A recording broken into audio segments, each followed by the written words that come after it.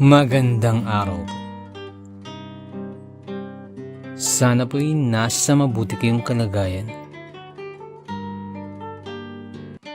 Ako po ulit si Obet.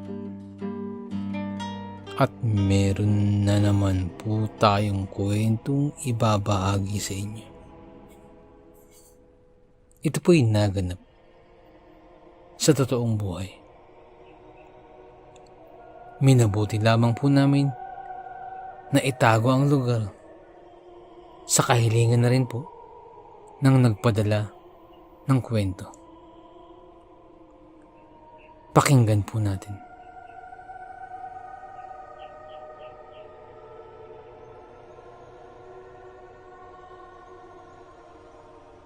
Parang ibinubuhos mula sa langit ang ulan. Subalit, nakauwing tuyong-tuyo ang katawan ni Mang Nardo. Kahit na wala siyang daladalang payong o kapote man lamang.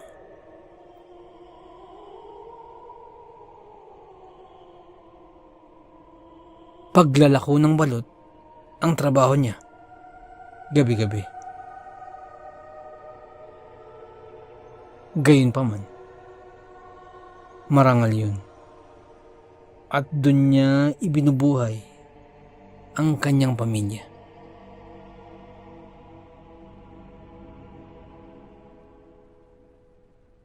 Ang asawa ni Mang Nardo ay si Aling Ising. At sila ay biniyayaan ng Diyos ng mababait na anak. Ang panganay ay si Gerald, na 4th year high school na.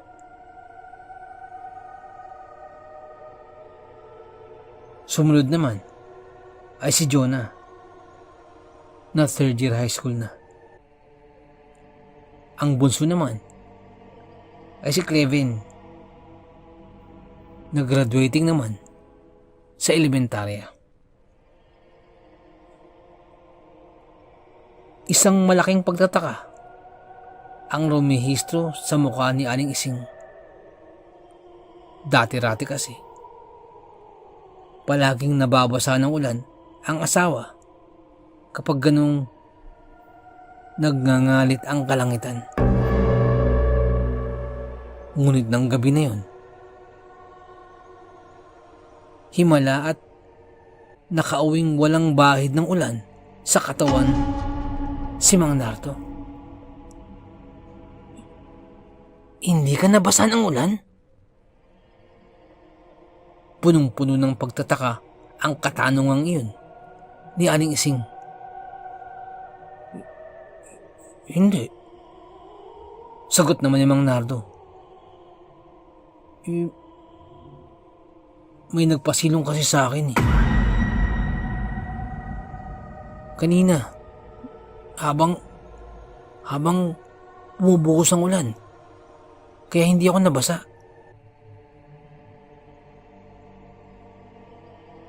Tugon pa ni Mang Nardo. Tumuloy siya sa kusina upang makapaghapunan na. At sa tugon na yun ni Mang Nardo ay napatango na lamang si Aling Ising. Kinabukasan, sa kinagawi ang trabaho, alas 5 pa lamang ng hapon, ay rumaratyada na sa mga bangketa ang boses ni Mang Nardo. Balot! Balot! Balot! Manaka-naka na rin ang dating ng kanyang mga suki at maging ng mga baguhang customer. Natutuwa si Mang Nardo sapagkat kahit sa ganung klase ng trabaho ay masaya siya.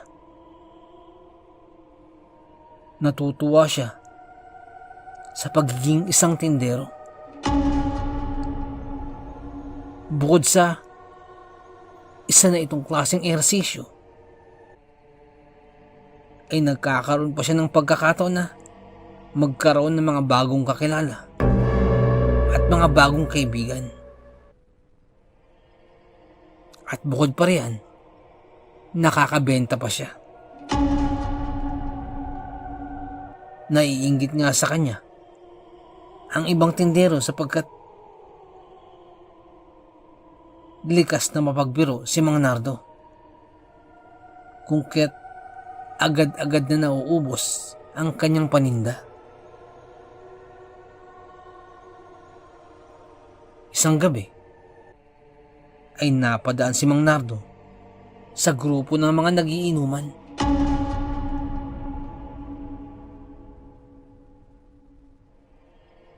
Tinawag siya ng 5 kalalakihan na nag-uumpukan sa bilog na mesa.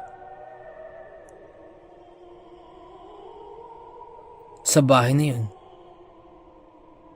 ay ang ibang basyo ng alak ay mga wala ng laman. Bilang isang magbabalot, lumapit na si Mang Nardo sa mga iyon. Bagamat may pag-aalinlangan, itumuloy pa rin siya.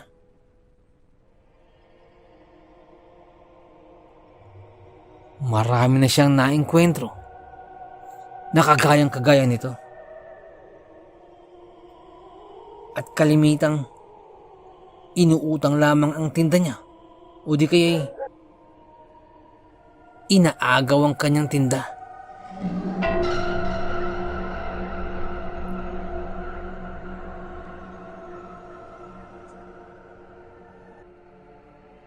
Ngunit sa kabila nun, ay nagbakasakali pa rin si Mang Nardo.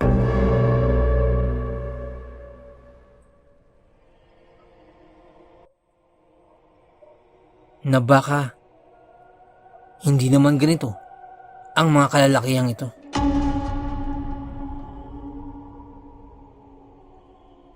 Baka iba ang mga ito sa mga nakasalamuhan niya dati. Mga boss, balot po kayo. Alok ni Mang Nardo.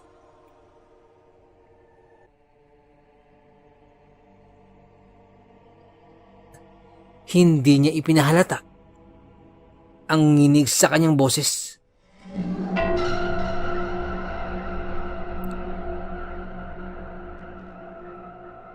Lumapit ka nga rito. Pasigaw na sambit ng isa.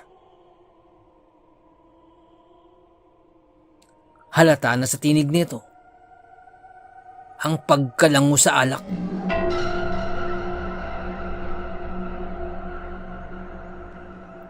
Lumapit naman agad si Mang Nardo. Akmang hahawakan na sana ng isa ang basket na dala-dala ni Mang Nardo, nang biglang sumigaw naman ang isa pa nitong kasamaan.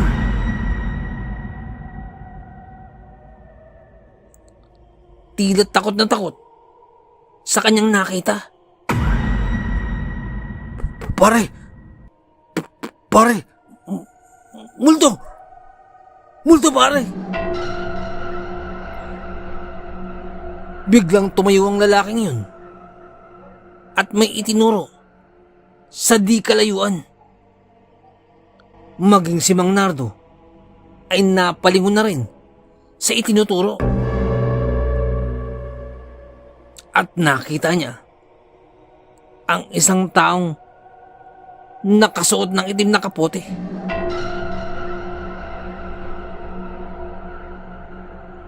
At may daladalang malapad na payong.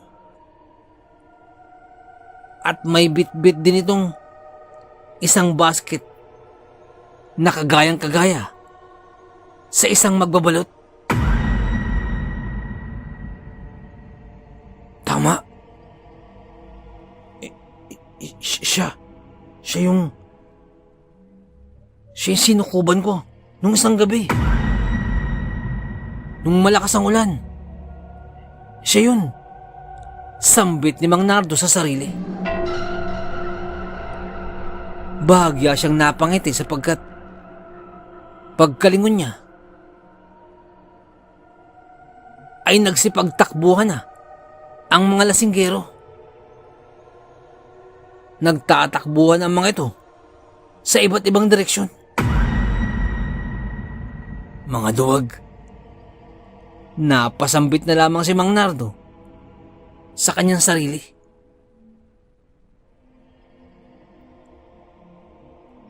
Muling ibinalik ni Mang Nardo ang kanyang paningin sa taong nakakapote. Subalit, wala na ito. Sa kinatatayuan nito kanina. Ngunit binaliwala na ito ni Mang Nardo. Hindi na niya ito inisip pa. At nagpatuloy na lamang siya sa paglalako. Mabilis namang naubos ang kanyang paninda, kung kaya't maaga rin siyang nakauwi. At habang nasa higaan, bumabalik sa kanyang isipan ang nasabi na yun ng isang lasinggero.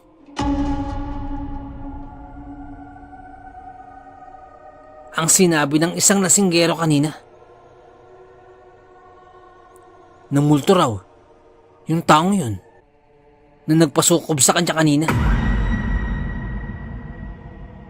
Totoo kaya yun?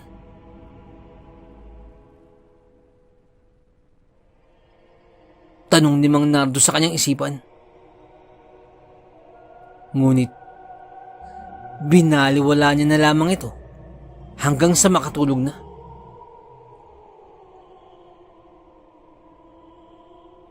Isang kwento ang narinig ni Mang Nardo. Buhat sa mga kapwa niya, magbabalot. Maaring matagal na itong kwento, subalit ngayon niya lamang ito narinig. Tungkol yun sa isang magbabalot. At sa tagal na taon niyang nagtitinda ng balot, ay wala pa siyang naririnig na namatay na magbabalot na kagayang-kagaya ng nangyari sa tindero na yun. Maaaring meron, pero siguro ay hindi lang siya mahilig makinig sa mga balita noon. Sapagkat ayon sa kanyang mga kasamahan, noon daw ay may isang magbabalot na napagtripan ng mga kabataang nagiinuman.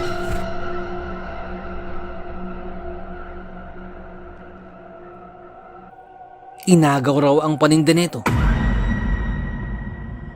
Ngunit bukod sa pag-agaw, ay inundayan pa raw ito ng maraming saksak.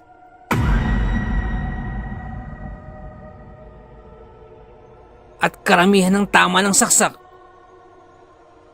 ay sa dibdib ng magbabalot. Brutal talaga. Ang mas masaklap pa ay magpasa hanggang ngayon ay hindi pa nahuhuli ang mga tunay na salarin, kung kaya't patuloy raw na naghahanap ng hustisya ang magbabalot na yun at nagmumulto.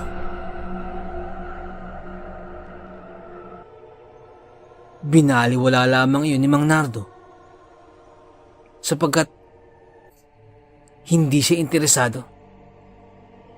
Katwiran niya, hindi na uso sa panahon ngayon ang mga ganyang kwento. Hindi na mahalaga ang mga multo-multo. Ang mahalaga ay kung paano kumita.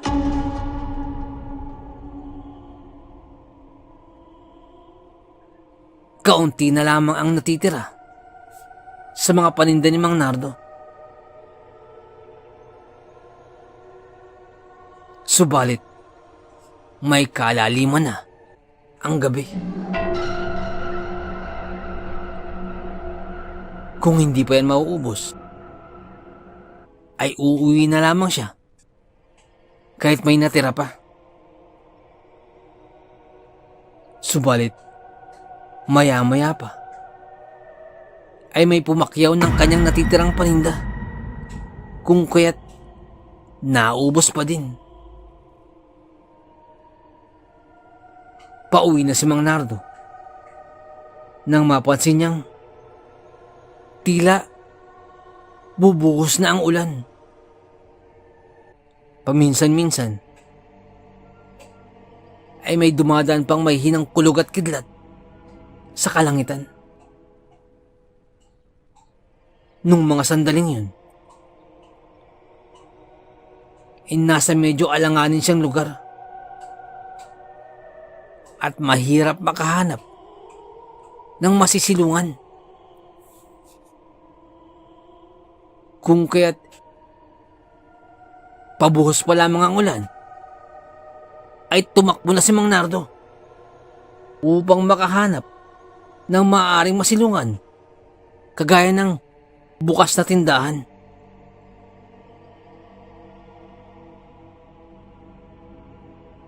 Ngunit ng mga ganong oras na, ay bigo na siyang makahanap ng bukas na tindahan.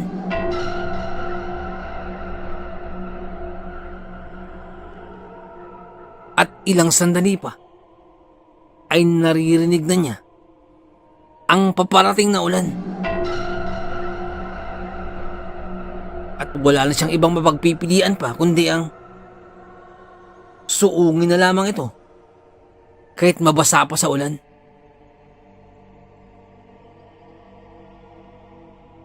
Ngunit may naaninagan siyang tao at may daladala itong malapad na payong at may daladala itong basket sa kaliwang bisig. At nakatalikod ito sa kanya. Kung kaya't hindi siya nito napansin. Tamang-tama, eksakto. Nausal ni Mang Nardo sa kanyang isipan. Hinabol ni Mang Nardo ang taong iyon. At maswerteng naabutan naman. Pwede ko bang makisukob, Manong? Tanong niya. Tumango lamang ang lalaki. Tugon nito na hindi man lamang lumingon o tumingin sa kanya. At saka naalala ni Mang Nardo na ito rin ang taong sinukuban niya nung nakaraang mga gabi. Kung kaya't sa pangalawang pagkakataon ay nailigtas siya ng taong ito mula sa malakas na ulan. At dahil papalapit na ang ulan, ay nagkusa na lamang si Mang Nardo na siyang sumilong sa malapad na itong payong. At dahil sa lakas ng ulan, ay mukhang masakit ito pag tama sa balat sapagkat malalaki ang butil ng ulan.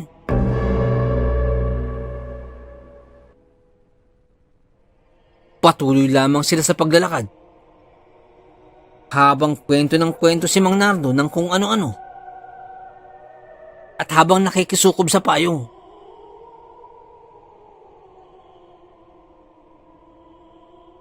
Bagamat daldal ng daldal si Mang Nardo, hindi man lamang umiimik ang kanyang kasama.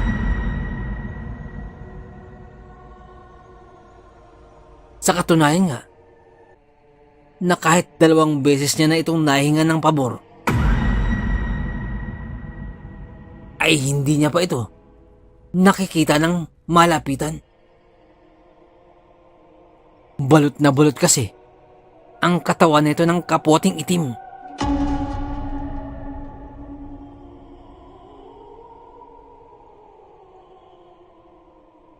At tamang-tama naman sapagkat mukhang ang gawin ng lalaking iyon ay dadaan sa harapan ng bahay nila Mang Nardo. Malapit na sila sa bahay ni Mang Nardo nang mapansin ni Mang Nardo ang kamay ng katabi na humahawak sa hawakan ng payo. Pagkakita ay halos mawala ng ulirat si Mang Nardo sa kanyang nakita. Halos hilahin niya ang daan para makarating agad sa kanilang bahay. Sapagkat kalansay na kasi ang mga daliri ng kanyang katabi. Ganun pa man, kahit pinagsakloban ng takot si Mang Nardo, ay nagawa pa rin niya magpasalamat.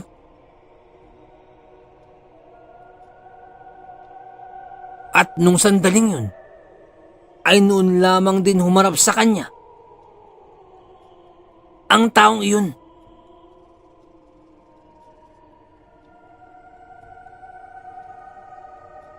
Biglang napatras si Mang Nardo ng sandaling yun, sapagkat unti-unting naging kalansay na ang mukha ng kaharap niyang tao.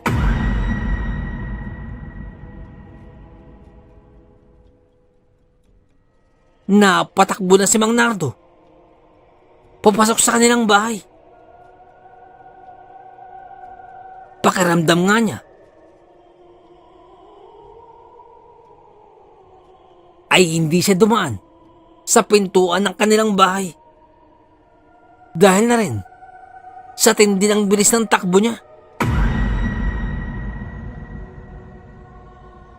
Pagka-uwi niya ay napakalakas ng kabog ng kanyang dibdib, dala ng matinding takot.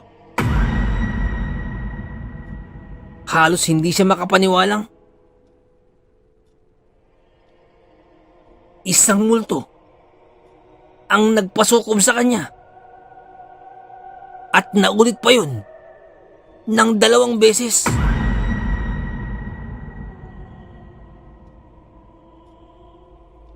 Hinala ni Mang Nardo na baka iyon ang napagtripang magbabalot na pinatay at nagmumulto di umano.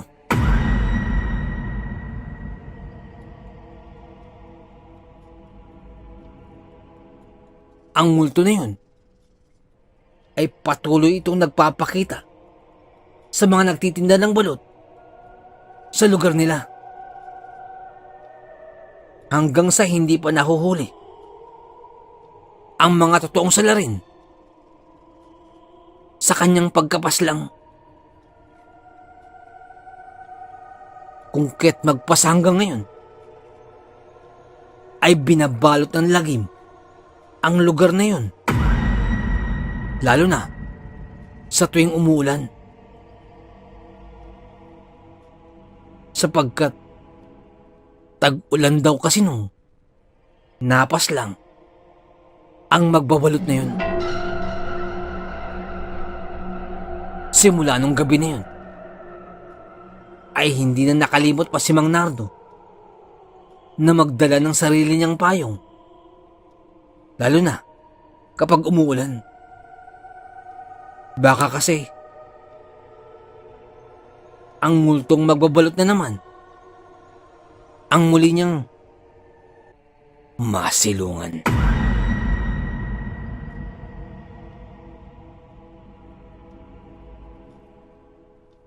Napakahiwaga ng ating mundong ginagalawan. Napakaraming bagay ang mahirap ipaliwanag, pero nagaganap.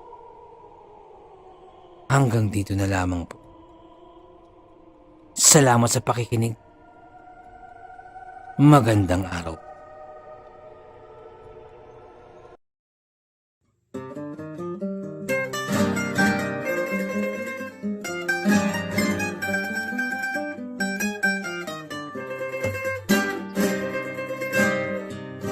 Nais ko lamang pong magpasalamat sa lahat po ng sumusuporta sa ating channel. Sa lahat po ng ating mga subscribers, mga listeners, at mga silent listeners po natin. Maraming salamat po. Ganun din po sa ating mga OFW listeners mula po sa iba't ibang bahagi po ng mundo. Maraming salamat. Ganun din po sa mga silent listeners po natin at sa mga listeners po natin mula po sa iba't ibang kapuluan po ng Pilipinas. Maraming salamat po. Sa mga nagpapadala po ng kwento, sobrang salamat po. Sobrang laki pasasalamat po. Nais ko lamang pong i-shout out si Ma'am Helen Casamayor. Ma'am, maraming salamat po. Isa po sa masugid natin tagapakinig po mula pa po nung nasa Saudi pa po siya. Maraming salamat po, Ma'am Helen Casamayor. Isa po sa ating mga silent listeners. Sobrang salamat po. Sana po, ingat po kayo dyan palagi. Maraming salamat po. Nais ko lamang pong i-shout out si Boss Marlon ng Di Masalang. Boss, shoutout po. Maraming salamat po sa pakikinig. At nais ko rin pong i-shout out si Ma'am Dalisay Concepcion. Maraming salamat po sa pakikinig. Shoutout po sa inyo, ma'am. Shoutout din po kay Sir Myong. Boss, maraming salamat sa pagbisita sa ating channel. Maraming salamat. Kay Sir Myong Herminio Viterbo, shoutout po sa iyo. Ingat po palagi. And also, belated happy birthday po kay Ma'am Annie Apruebo. Belated happy birthday po. More birthdays to come. More blessings and good health. Shoutout po sa inyo. Maraming salamat po. Nais ko lamang pong i-shout out si Ma'am Mary Acelar dyan po sa may UK. Shoutout din po kay Ma'am Annie Apruebo, kay Ma'am Annie Viloria, at kay Boss Baby Langka. Shoutout po. Maraming salamat po. Shoutout din po kay Ma'am Janet Verga dyan po sa may Qatar. Shoutout po. Kay Ma'am Liza Arcega. Shoutout po. Shoutout din po sa Manhattan Hamburger dyan po sa may Bukandala 3, Imus Cavite. Shoutout po sa inyo. Ganun din po kay Boss Fernando Marcos. Shoutout po. Shoutout din po kay Ma'am Christy Harm dyan po sa may Hamburg, Germany. Shoutout po. Ganun din po kay Tata Estong Nestor Bauyon dyan po sa may London, England. Shoutout po. Kay Boss Jing Fensalida, isa po sa ating mga silent listeners. Maraming salamat po. At kay Boss Bobby Gonzales at sa Gonzales family, shoutout po. Maraming salamat po, boss. Ganun din po kay Boss Camelo Aroy, shoutout po. Kay Boss Malvin Esquera, boss, shoutout po. Kay Boss Miguel Doris Kibel, shoutout po. Kay Ma'am Imelda Pascua. Kay Ma'am Elizabeth Arnaiz, shoutout po. Kay Ma'am Rosie De Mesa, shoutout po. Kay Boss Haz dyan po sa may Saudi, shoutout po. Salamat din po kay Boss BK. Salamat sa milk tea, shoutout sa iyo. At salamat sa suporta, shoutout po. Salamat din po kay Ma'am Eileen Rodriguez. Shoutout po, ma'am, sa mga suggestion. Maraming salamat po. At sa mga hindi ko po nabanggit, pasensya po muna, pero sa next time po, i-shoutout po natin yan. Maraming salamat po.